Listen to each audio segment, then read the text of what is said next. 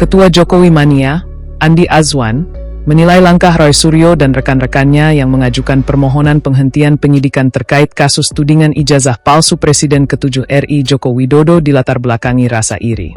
Menurut Andi, kubu Roy Suryo disebut merasa iri terhadap Egy Sujana dan Damai Hari Lubis yang sebelumnya memperoleh surat penghentian penyidikan, SP3, sehingga bebas dari status tersangka. Roy Suryo dan kawan-kawan diketahui mengajukan permohonan penghentian penyidikan kepada Inspektur Pengawasan Umum, Irwasum, Polri yang dipimpin Komjen Pol Wahyu Widada.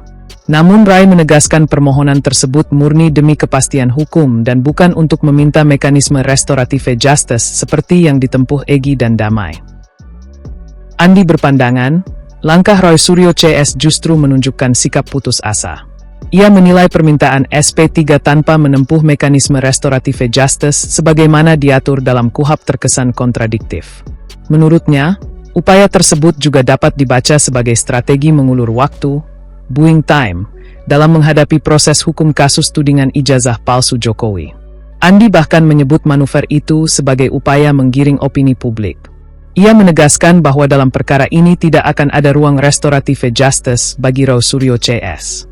Andi menyebut Jokowi justru membutuhkan ruang pengadilan untuk membuktikan secara terbuka bahwa ijazah yang dituduhkan palsu tersebut adalah asli.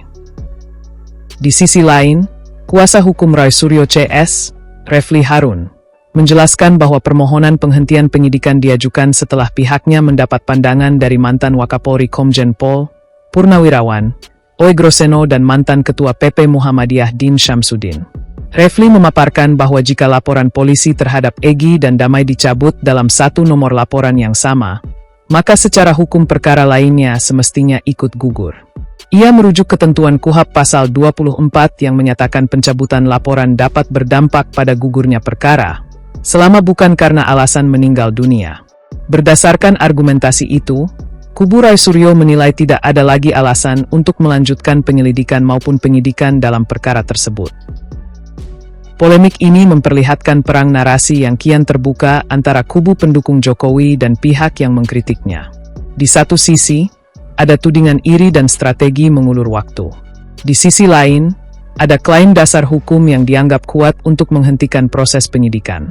Kasus tudingan ijazah palsu pun kembali menjadi sorotan publik, bukan hanya soal substansi hukum, tetapi juga pertarungan opini di ruang politik dan media.